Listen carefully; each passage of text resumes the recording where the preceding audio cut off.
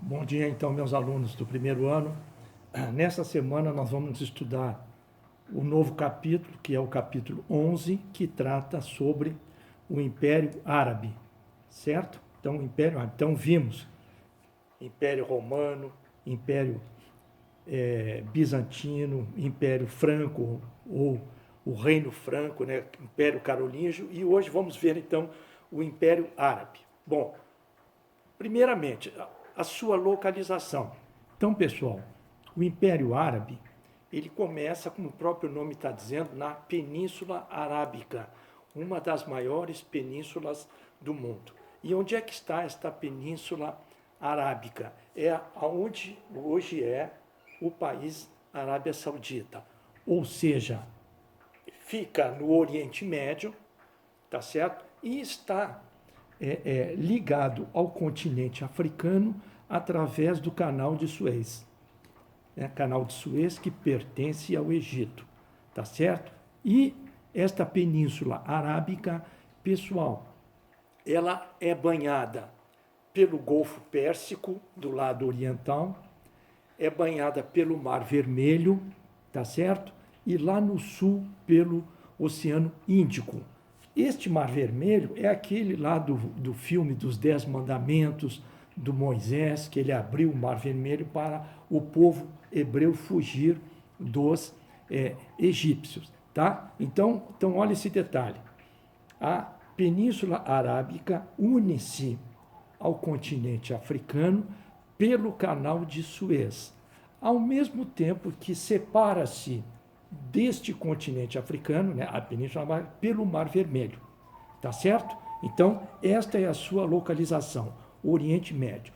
E o que nós temos nesta Península Arábica? Eles são povos, pessoal, de origem semita. Professor, quem são esses povos de origem semita? São povos originários da Ásia Ocidental, tá certo? Ali próximo do próprio Oriente Médio, tá?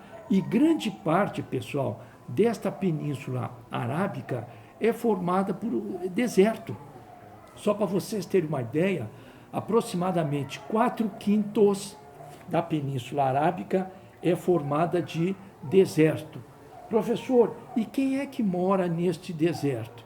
São os chamados beduínos, tá certo? Já vou explicar para vocês. Então nós temos ali, pessoal, só para vocês terem uma ideia, né? Lá na época de Maomé, que eu vou falar para vocês, nós tínhamos na Península Arábica coisa de aproximadamente 300 tribos. Então presta atenção, nós tínhamos exatamente no século VI, século VII da era cristã, coisa de aproximadamente 300 tribos, porém não unificadas, cada tribo cuidando do seu nariz, tá certo? E essas tribos, elas estavam espalhadas por toda a Península Arábica, tá certo? Professor, então se nós temos uma Península Arábica, 4/5 de território deserto, a economia deveria ser relativamente fraca. Supõe-se, mas porém não era o que acontecia. Até que a economia, apesar do clima desértico, de uma região muito deserta, a economia não era das piores. Então, só para vocês terem uma ideia, nós temos duas características dessas quase 300 tribos. As tribos que habitavam o sul da Península Arábica e as tribos que habitavam a parte norte. Lá no sul, as tribos do sul, elas eram sedentárias, né? Elas ficavam, né, no seu cantinho fazendo o quê? Trabalhos de agricultura, não é? O pastoreio, né? Criação de cabra, não é? Carneiro, criação de camelo, não? Então eram tribos sedentárias, né? Geralmente lá do sul. E nós tínhamos as tribos do norte, elas não eram sedentárias, elas eram nômades, né? Elas pegavam as suas caravanas, todo mundo já deve ter visto em filme, em fotografia, as suas caravanas, na sua grande maioria, formada por camelos, e eles, como eram nômades, eles iam de ponto em ponto fazer o seu comércio, tá certo? Então, eram os chamados beduínos, né? Eram pessoas que tinham uma pele escura devido ao sol escaldante da Península Arábica, e eles usavam esses turbantes para proteger a sua cabeça deste sol forte. E também havia uma relativa economia onde? Nos oásis. Então, o que são os oásis? São regiões férteis dentro de um deserto. Então, nós temos palmeiras, nós temos até água, né, nesses oásis. Né? E ali, o que se plantava? Havia o cultivo, a agricultura, trigo, figo, tâmara, que é uma fruta muito consumida pelos árabes, tá certo? E o próprio pastoreio, ou seja, a criação de carneiros, de cabras, de camelos, tá certo? E uma coisa que era comum naquela época, elas não viviam em paz. Claro que tinha tribos, nós tínhamos tribos que umas se conciliavam com a outra, porém era comum o conflito entre uma tribo e outra. Não é? Uma atacava o outro e fazia o saque, né? E distribuía o butim, ou seja, aquilo que foi roubado de uma tribo era repassado para outras tribos. Então, essas são as características desta sociedade, destas tribos. Repetindo, elas eram independentes, cada tribo cuidava do seu nariz. Professor, e quem é que cuidava destas tribos? Geralmente era o líder, uma pessoa mais velha, que era conhecida como sheik. Né? Então você já deve ter ouvido falar nesse termo. Então o sheik era a pessoa mais velha, mais experiente de uma tribo, e era ela quem liderava esta tribo, o sheik. E uma coisa interessante, então presta atenção, neste período, os árabes, essa península, os árabes, eles eram politeístas, ou seja, eles adoravam vários deuses, tá certo? Eles eram politeístas, os árabes destas, vamos dizer, 300 tribos. E eles iam anualmente até a cidade de Meca. E lá faziam, né, as suas peregrinações e faziam as suas orações aos seus deuses, num local, não é, religioso, num templo religioso, dentro da cidade de Meca, né, e lá eles faziam as orações num templo religioso chamado Kaaba. Kaaba, pessoal, era uma espécie de um cubo grande, coberto com panos pretos, e dentro deste cubo preto, né, da chamada Kaaba, havia os vários deuses destes árabes. Então eles iam para lá nas suas peregrinações até a cidade de Meca, e no templo religioso da Kaaba eles faziam as suas orações. Bom, mas a partir do nascimento de Maomé, né, Mohamed, como eles chamam, este cenário vai mudar.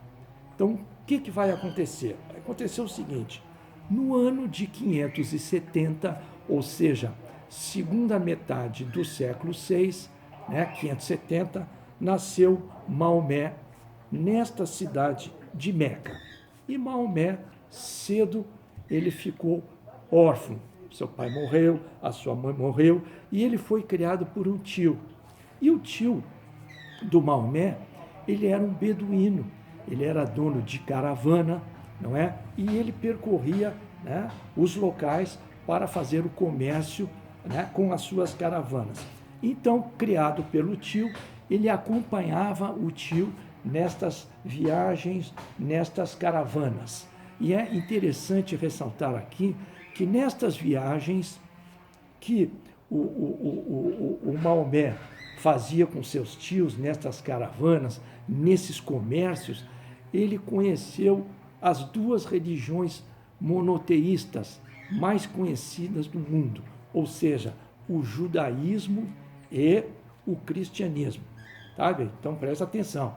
Então, Maomé conheceu pontos da doutrina dos dogmas monoteístas, ou seja, do judaísmo e do cristianismo. Então, ele foi incorporando aquilo.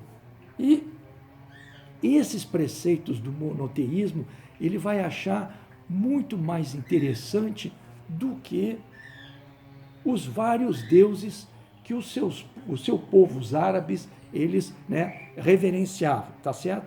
Mas aí o que vai acontecer? Quando Maomé tinha, pessoal, aproximadamente 40 anos, início do século VII, mais precisamente no ano de 610, o Maomé teve uma visão, não é?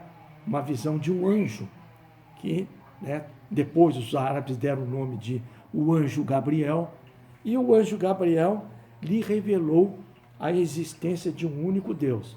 Então, olha as coisas entrando em sintonia, o monoteísmo dos judeus, dos cristãos, e agora este anjo Gabriel lhe fazia todas as noites, ele saía da sua casa, ele ia para o meio do deserto, e o anjo Gabriel lhe fazia estas revelações da existência de um único Deus, Alá.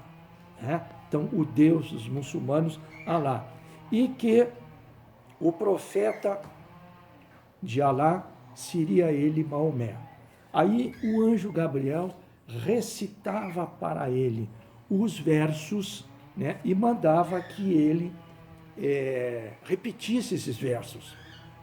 Então, ele repetia os versos numa tentativa de decorar esses versos. E aí ele decorava esses versos enviados por Alá através do anjo de Gabriel. E esses versos, pessoal, eles deram origem ao Alcorão. O que é o Alcorão? Você já deve ter ouvido falar, é o livro sagrado dos muçulmanos, tá certo? Um detalhe, mas só uma curiosidade. O Maomé, ele era analfabeto. Aí, durante a madrugada, quando ele recebia a imagem desse anjo Gabriel, mandando que ele recitasse os versos enviados por Alá, ele tinha que decorar. Aí, no dia seguinte, ele chamava um escriba e ele falava novamente desses versos, recitava novamente os versos para que o escriba escrevesse, certo? Então aí, pessoal, é que deu origem ao Corão, esses versos que o Maomé recebeu de Alá através do anjo Gabriel. E aí o que ele fez? Então, a partir daí, ele se sentindo o representante de Alá na terra, ele é o seu profeta, ele começa a revelar ao mundo árabe o chamado islamismo, tá certo? Então ele vai começar a recitar os versos desse futuro Alcorão, que vai dar origem ao islamismo. Professor, o que significa islamismo? Significa submissão a Deus, submissão a Alá, e obedecer a somente um chefe, o profeta Maomé. Então ele levou aquilo com muita fé e começou a fazer as suas pregações. Um detalhe, pessoal, não esqueçam, o povo é muçulmano. A religião do povo muçulmano é o islamismo, tá? Então é bom citar isso, porque às vezes nós temos muitas pessoas que chegam a ser até comum, inclusive de repórteres na televisão, de falar a religião muçulmana, não sei o quê. Isso não é muito bem correto, mas é tão falado que passa a ser mais ou menos usual. Mas o correto é dizer, o povo é muçulmano e a religião do povo muçulmano é o islamismo. Então, pessoal, Maomé começa a fazer as suas pregações em Meca a respeito desta nova religião monoteísta. Aí vai criar um clima de muito conflito entre os comerciantes da cidade de Meca. O que vai acontecer? Até aquele momento, os árabes sempre foram politeístas. E estas caravanas, essas pessoas chegavam na cidade de Meca para fazer as suas orações no templo religioso da Caaba, fazendo orações a vários deuses. Né? Aí chega Maomé, né, fazendo a adoração a um único Deus. Então, qual era o receio desses comerciantes, esses ricos comerciantes de Meca?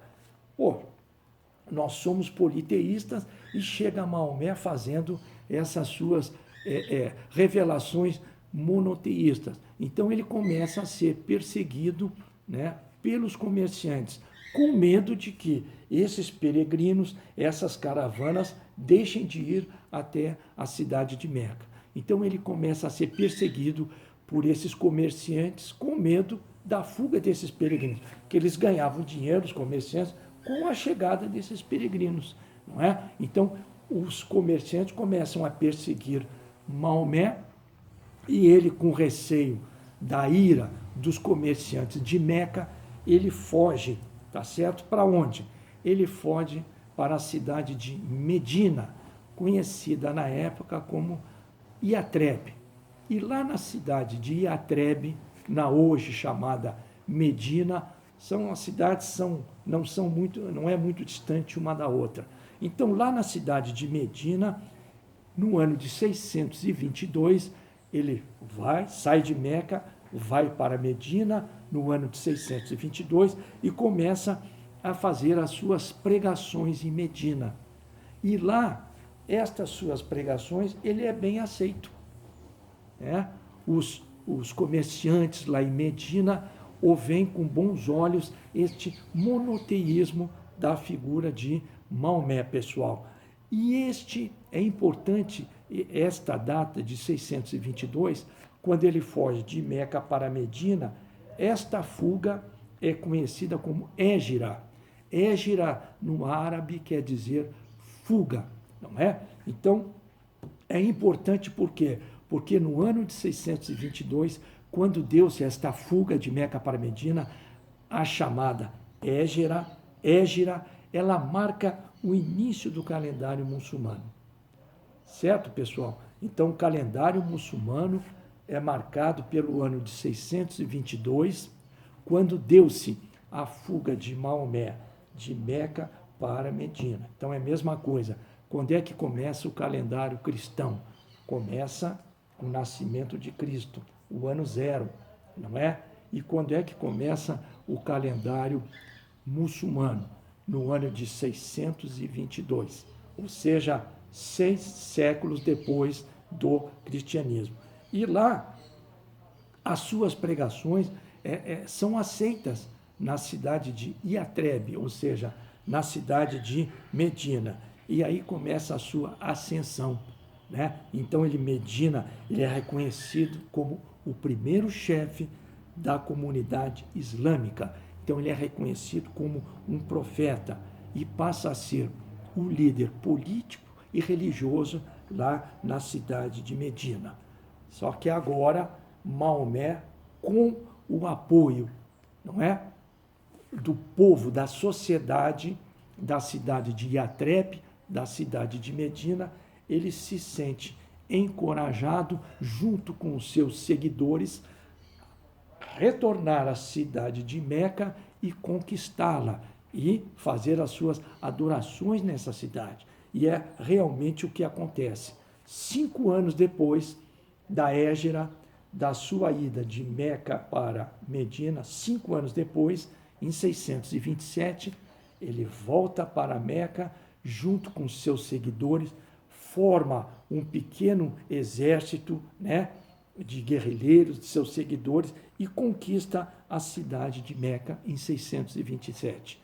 Então, a partir daí, Meca também já está aceitando o monoteísmo e o templo religioso da Caaba também serve de adoração agora para o monoteísmo. Mas aí tem um problema. Dentro da Caaba, deste templo religioso, existiam vários deuses. Porque os árabes, relembrando, eles eram politeístas. Então, neste momento, Maomé e seus seguidores entram na Caaba e destroem todos os deuses que estão lá dentro, né? Porque a partir daí, né, os muçulmanos passam a ser monoteístas. Não é da noite para o dia, é um processo longo e prolongado, tá certo? Até que não foi muito longo que eu vou falar aqui para vocês agora. E o que fica dentro da Caaba? Somente o que eles consideram Deus, que é uma pedra preta, que segundo historiadores seria um meteorito, né? Caiu do céu e passou a ser uma pedra sagrada para os árabes. Então, o que fica mantido dentro da Caaba é esta pedra preta, né, que seria um meteorito que passa a ser idolatrado pelos árabes dentro da Caaba, tá certo?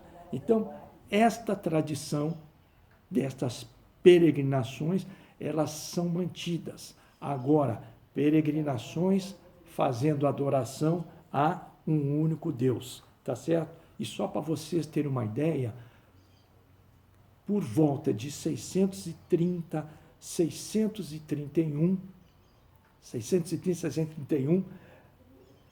praticamente toda a Península Arábica agora já estava aceitando o monoteísmo. Então, estas 300 tribos agora estão sob a liderança de Maomé. Então, uma perguntinha de vestibular: qual foi o grande mérito de Maomé ao criar o islamismo nesta Península Arábica? O grande mérito dele foi unificar as tribos árabes.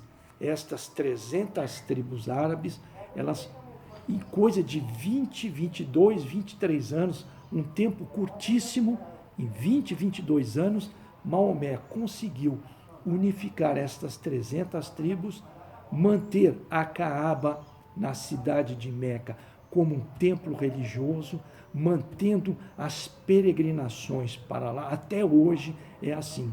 Então, este foi o grande mérito do Maomé, a unificação dos povos árabes, né? E o que nós temos hoje nesta Península Arábica? O país Arábia Saudita, né? Unificados sob um único governante, um único rei, tá certo? Então isso, mérito graças a Maomé, coisa então de 20, 22 anos, tá? Só para vocês terem uma ideia, essas peregrinações até Meca, aqui ó, mostrando aqui para vocês uma foto, então aqui ó, olha aqui ó, aqui está a cidade de Meca, aqui está a Caaba, e olhem a quantidade de gente dentro, não é, da Caaba. Aqui ó, uma foto que fica aqui ó, a peregrinação a Meca. Vamos ver uma foto que fica mais aqui ó, não sei se dá para vocês verem, mas radiando luz da cidade de Meca, radiando para todos os povos muçulmanos.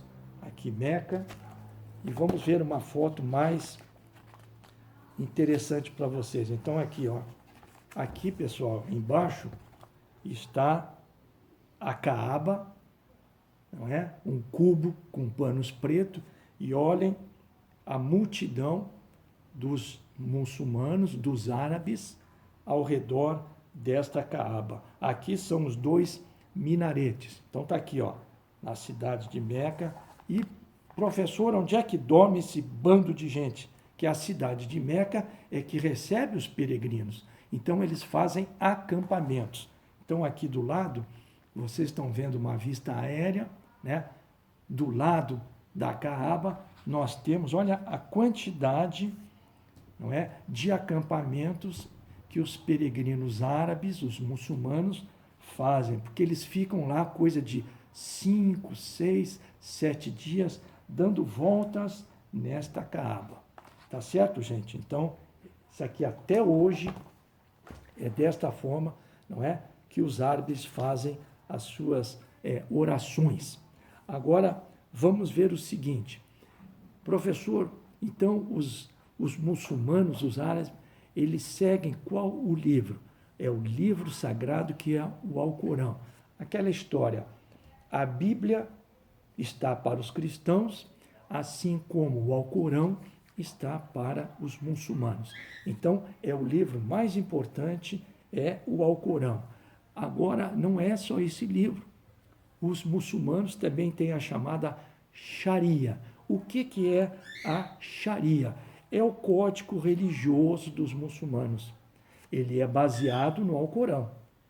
Então, a Sharia é o código religioso, não é, dos muçulmanos, que é retirado do Alcorão. Então, por exemplo, na Sharia, está ali só para citar um exemplo, o procedimento do muçulmano, do árabe, dentro da sua igreja, né, que não é chamado de igreja, chamado de mesquita. Tá certo, pessoal? Então, para os cristãos, o seu templo religioso é a igreja. Para os muçulmanos, o seu templo religioso é a mesquita. Então, o muçulmano, o árabe, só entra na sua mesquita descalço, né? Que o sapato, para os muçulmanos, ele é sujo, tá? Ele é sujo, então não pode entrar de sapato. Isso está escrito aonde? Está escrito na Sharia, que é o código religioso. O procedimento, colocam tapetes dentro da mesquita para fazer as orações, tá certo? E os sapatos todos de fora. Eu lembro que quando eu dava aula no ensino fundamental, era previsto uma visita a uma mesquita. Tem aí perto do Colégio Militar, ali na Asa Norte, uma mesquita. Então a gente chegou, né? Eu levei os alunos da 8ª série para visitar a mesquita e todos tivemos que tirar os sapatos para entrar nesta mesquita. Então está na Sharia. E também tem um livro, não é? Chamado Sunna. O que é a Sunna? É o comportamento de Maomé em vida. Como foi, uma espécie de biografia. Como foi que Maomé se comportou em vida. Uma espécie de uma biografia.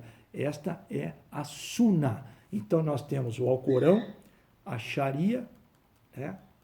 Temos religioso, o código religioso, e a Sunna, que é o comportamento de Maomé em vida.